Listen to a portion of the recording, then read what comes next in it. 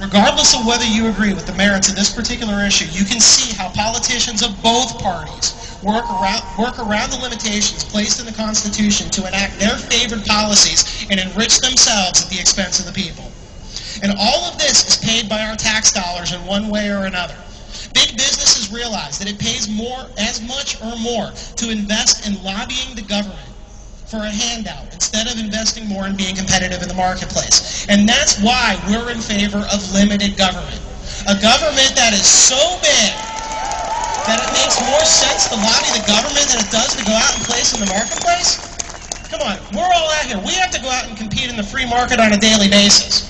Okay, we don't have the power to go to the government and ask them for a handout. Nor do we want it. All we want is a fair and level playing field for us to go out and do our thing. So our goal, and the goal of the Tea Party movement in general, is to take it back until it returns to government of the people, for the people, and by the people. And by the people is the most important part of that phrase. Our founders envisioned citizen legislators, not career politicians. Our best and our brightest choose private industry and not government because they don't want to be part of the cesspool that is politics.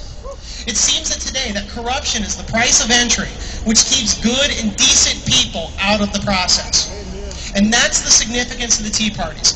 Citizens and taxpayers who were too busy or were just repulsed by the ugliness are finally taking a stand on the issues and making their voice heard. That's you guys. That's everybody who's down here today. We're all here because we share a common set of values.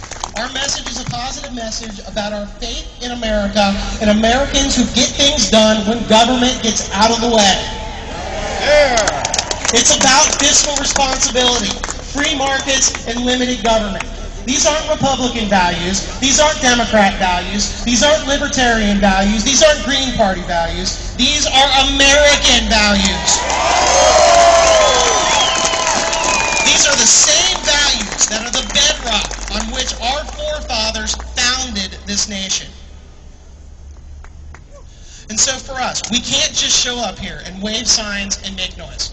Okay, it's great, it's wonderful that we're down here, but this has to lead to something.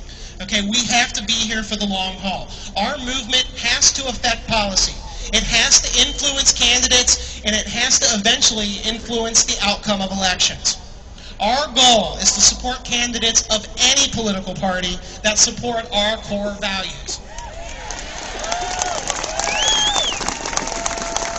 And so our first two events were focused on building up the movement.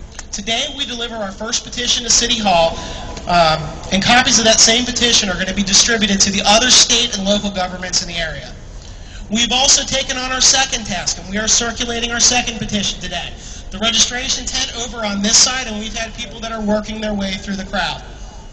You know, I've talked before about the corrupting influence of earmarks. It's a very small percentage of the federal budget, but they highlight so much about what is wrong with the political process. Here's how it works. Lawmakers direct federal funds to their favored constituents in return for campaign contributions and then brag about how they bring the pork back home. Well, in response to pressure from voters, the Democrat House enacted rules requiring representatives to post on their official website a list of all earmarks that their representative requested. And kudos to them for doing that. Transparency in government is important, and I'm glad that they took steps to make that happen. But we found out over the weekend is that our local congressman, Steve Driehaus, is one of only 3 out of 435. Let me repeat that. 3 out of 435 to defy the rule. And instead, he posted a list of all earmark requests received by his office. Not just the ones that he felt were worthy of submission. I wonder what he's hiding.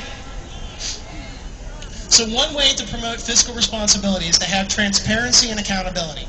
To pressure Steve Driehaus to do the right thing, I'm pleased to announce that the Cincinnati Tea Party has partnered with Coast to sponsor the petition today demanding that Steve Driehaus follow the rules. In addition to that, we are hosting a joint tele-town hall where the Coast Chairman Jason Gloyd and I will talk to 40,000 households in Mr. Driehaus's jurisdiction and inform them about what's going on. We opposed Steve Driehaus when he voted yes on the stimulus. We praised him when he voted against the pork-infested federal budget. And now we find ourselves again opposing him on the issue of earmarks. I find it sad that we have to pressure an elected official to tell the people paying the bills how their money will be spent. The only reason that I can think of is he doesn't consider it to be our money.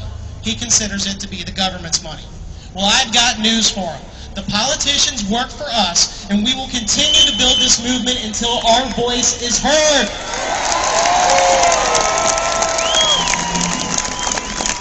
And so while we're identifying issues to engage our organization, we're going to continue to build this movement. It's important to us to reach out to others and spread this movement across the region.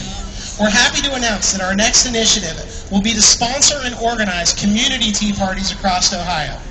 And for us, this is an opportunity to take the Tea Party movement and bring it down to the neighborhood level. Okay, replicate some of the successful and legal tactics that the left wing had during the previous elections. Okay, the reason that they won in 2008 was that A, we didn't have a conservative candidate, and B, they were more organized than we were. Well, that's going to change, and we are going to work to make that happen. So for those of you that are on our mailing list, look for an announcement to come out in the next couple of days. We're going to be looking for people like you, people who live in the greater Cincinnati area, to step up and take a leadership role in organizing a tea party in their community. So in closing here, I want to make just a couple quick points about some of the criticisms of the tea parties as a movement. First thing, we were not started by or funded by any external organization. Okay, as I've said before, this was launched from my kitchen table 7 weeks ago. Any donations to pay for what we're doing today has come out of the pockets of everyone who showed up and the people that are here today, and for that I am tremendously grateful and thankful. Second thing, I want to say that we're here to work with the government and within the system, not outside of it. Okay? Let me be very clear on that. Okay? This is about affecting elections and working within the system to change it. Okay, the third thing, we are here to support any candidate who supports our views on fiscal responsibility, liberty, government, and free markets. I can't tell you how important that is to us. Okay, this is not about our team versus theirs. Okay, what's the point of winning elections if we don't enact our values? It has to be about the values and our shared American values and getting that done. It's not about party. It's about what is best and what is truly best for America. And so with that, I'm going to turn the microphone over. I wanted to introduce you to Ray Ward.